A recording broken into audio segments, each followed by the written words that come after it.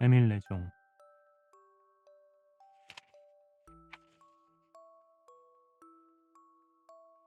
이 이야기는 지금으로부터 천여 년 전에 있었던 일이다. 그때 신라에서는 불교가 널리 전파되어 임금으로부터 백성에 이르기까지 불교를 신앙하는 열조가 가마솥의 끓는 물처럼 들끓고 있었다. 바로 768년 효성왕은 자기 아버지이며 33대 신라의 임금이었던 성덕왕의 명복을 빌기 위해 왕경에다 봉덕사라는 큰 절당을 지었다. 그 후 35대 임금인 경덕왕은 봉덕사 절에다 세상에 둘도 없는 큰 종을 만들어 달려고 애를 썼으나 노쇠가 태반 부족하여 끝내 만들지 못하였다. 그러나 36대 임금인 해공왕은 즉위하자 선대 임금의 뜻을 이어 봉덕사에 종을 만들기 위하여 서둘렀다. 그러나 역시 노쇠가 모자랐다. 770년 12월도 저물어가는 어느 날 자나깨나 종만 생각하던 해공왕은 봉덕사에 갔다가 돌아오는 길에 길 옆에 엎드려 절하고 있는 백성들 속에서 한 여인의 곁에 놓여 있는 노쇠 밥그릇을 보았다. 그렇지. 백성들 집집마다에 저런 노쇠 밥그릇이 한두 개씩은 다 있겠으니 저런 걸 몽땅 걷어들인다면 종을 만들 수 있겠구나. 이렇게 생각한 왕은 궁전에 돌아오는 즉시로 대신들과 봉덕사 주지를 불렀다. 짐이 선왕들의 뜻을 받들어 봉덕사에다 세상에서 제일 크고 아름다운 종을 만들어 달고 매일 종을 울려 장중한 음향으로 선왕들의 명복을 빌고 또한 불법을 천하에 펴려고 한지 오래을 경들도 아는 바요. 여직 재물이 모자라서 뜻을 이루지 못했는데 오늘부터 온 나라의 스님들을 총동원하여 방방곡곡 집집마다 찾아다니며 부처님의 성스러운 뜻을 전하고 정성 어린 시주를 받아들이도록 하라. 금상님의 말씀이 지당하오며 그 뜻도 장하오이다.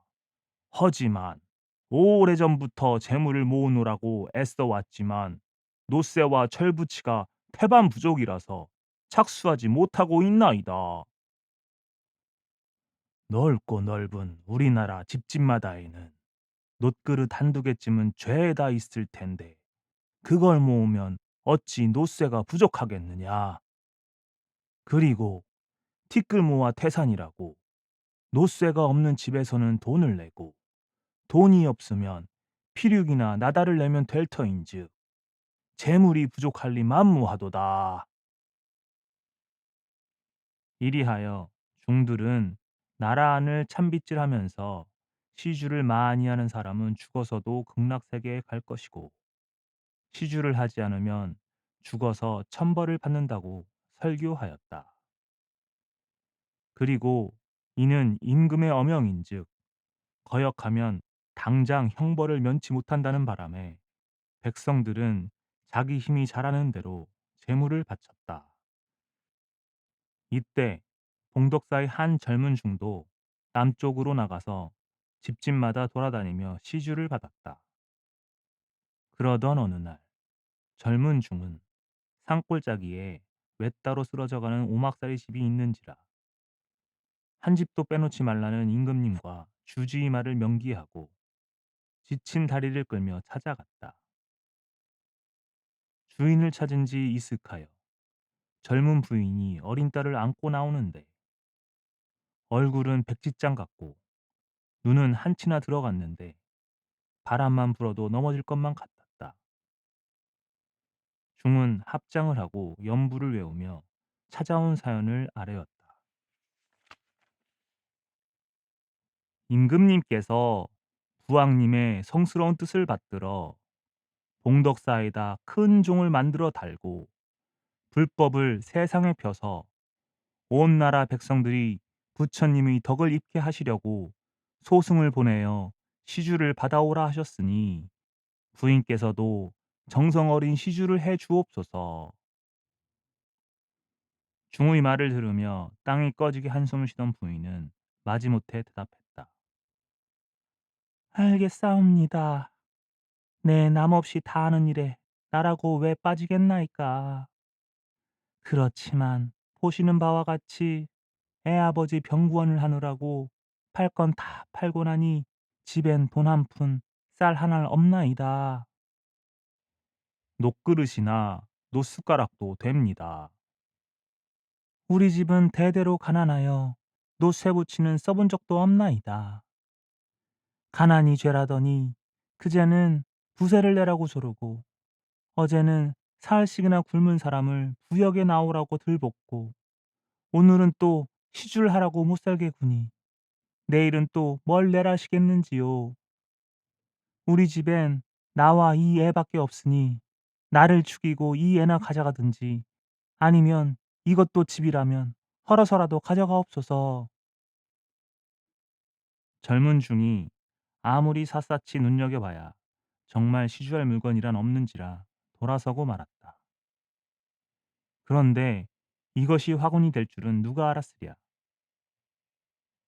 몇 달 동안 수많은 중들이 온 나라 방방곡곡을 돌아다니며 긁어 모으고 관청을 동원하여 빼앗아들인 재물이 퍽이나 되어서 종을 만들고도 남음이 있게 되었다. 해공왕은 친히 나서서 나라에서 한다 하는 능인들을 뽑아다 알심들여 끝내 큰 종을 만들었다. 그런데 종각 위에다 올려놓고 아무리 잡아 두드려도 그 종이 소리가 나지 않았다. 이게 웬일인고? 어찌하여 종이 울리지 않는고? 임금이 발을 구르며 고래고래 소리치니 봉덕사 주지와 종을 붙는 데 참여했던 사람들은 얼굴이 백지장이 되어 와들와들 떨었다. 황송하옵니다. 죽을 죄를 졌사옵니다. 뭣들 하느냐? 이놈들을 끌어내다 목을 낮추어라. 형리들이 우르르 달려드는데 한 이찬 벼슬의 신하가 임금 앞에 무릎을 꿇고 앉았다. 금상님께 아뢰옵나이다. 저놈들의 목을 베는 것은 만번치당하오나 종이 울리지 않는 까닭을 밝힌 다음에 죽여도 늦지 않을까 하옵니다. 음, 수일 내로 종이 울리지 않는 까닭을 밝히지 못한다면 삼족을 멸하리라. 봉덕사 주지는 그 즉시로 종을 만드는 데 참여한 사람들을 몽땅 모여놓고 그 원인을 찾게 하는 한편 또 중들을 다 모아놓고 시주를 안 받은 호거나 정성을 다하지 못한 일이 없는가 고백하라고 들볶았다. 그 바람에 남쪽 한 고을로 나갔던 젊은 중이 걸려들게 되었다. 그 젊은 중은 산골짜기 어느 오막살이 집에 시주를 받으러 갔다가 부인이 시주할 것이 없으니 어린애라도 가져가라고 하더란 말까지 그대로 아래였다. 저런 돌대가리가 있나. 아, 떠날 때 떡 먹듯이 시켰는데도 빈손으로 오다니. 백성들이 시주하는 것은 어린애가 아니라 그 애비라도 받아와야 하느니라. 그런 일이 있었기에 부처님께서 노하시어 종을 울리지 못하게 한 게 분명하구나. 주지는 그 길로 임금께 이 사실을 알리었다. 멋이라고? 그럼 당장 그 중놈을 보내어 그 아이를 받아오도록 하라. 갈 때 포졸 10명을 데리고 가서 주지 않으면 빼앗아라도 꼭 가져오도록 하라. 이리하여 젊은 중은 포졸들을 데리고 그 집을 찾아갔다. 부인, 어린애를 시주해야겠소이다. 지난번에 부인이 어린애를 가져가라는 걸 소승이 받지 않았더니 부처님이 노하셔서 다 만든 종이 소리가 나지 않습니다. 금상님께서 이 일을 아시고 꼭 어린애를 받아오라는 분부시니 어서 어린애를 주소서. 병석에 누워 우는 아이를 달래고 있던 부인은 깜짝 놀라서 어린애를 꼭 껴안고 소리쳤다. 세상에, 자기 핏덩이를 시주하는 계집이 어디 있단 말이요? 그때 대사께서 눈을 뻔히 뜨고 우리 집 형편을 빤히 보면서도 재물을 내라고 조르니 하도 딱해서 냈쏜 말인데, 이제 와서 이게 무슨 당치도 않는 소리요? 어서 썩 물러가오! 그러나 이미 이럴 줄 알고 임금께서 포졸까지 보냈구나 하고 생각한 중은 여인의 품속에서 어린애를 와락 빼앗아내서 포졸을 주고 달아나게 했다. 그 바람에 딸을 찾겠다고 악을 쓰며 부르짖는 부인의 울부짖음 소리와 어머니를 목매어 부르는 어린애의 처량한 울음소리에 산천초목도 흐느끼었다. 주지중은 큰 종을 두드려 맞아서 다시 녹이고 펄펄 끓는 쇠물 속에다 그 어린아이를 집어넣었다. 이 광경을 보는 야장들과 백성들은 눈물을 흘리지 않는 사람이 없었다. 이렇게 백성들의 피눈물과 어린 계집아이의 생명이 혼합되어 새 종이 만들어졌는데 무게가 12만 근이나 되었다. 어서 종을 울려라. 해공왕의 명령이 떨어지자 봉덕사 주지가 종을 칠합신다 하고 전갈했다. 중들이 힘을 합쳐 종을 쳤다. 종소리는 넓은 경주 장안은 물론 멀리 신라 땅 구석구석까지 울려 퍼졌다. 그런데 이상하게도 그 종소리는 울리다가도 그치고 그쳤다가는 다시 울리는데 똑 마치 어린애가 울다가는 그치고 그쳤다가는 흐느껴 우는 것만 같았다. 그래서 귀를 기울이고 다시 들어보니 에밀레, 에밀레, 어머니 때문에, 어머니 때문에 하고 어린 딸이 어머니를 부르며 우는 소리 같았다. 어쩐지 그 어린애가 울면서 어머니를 찾는 소리 같아요.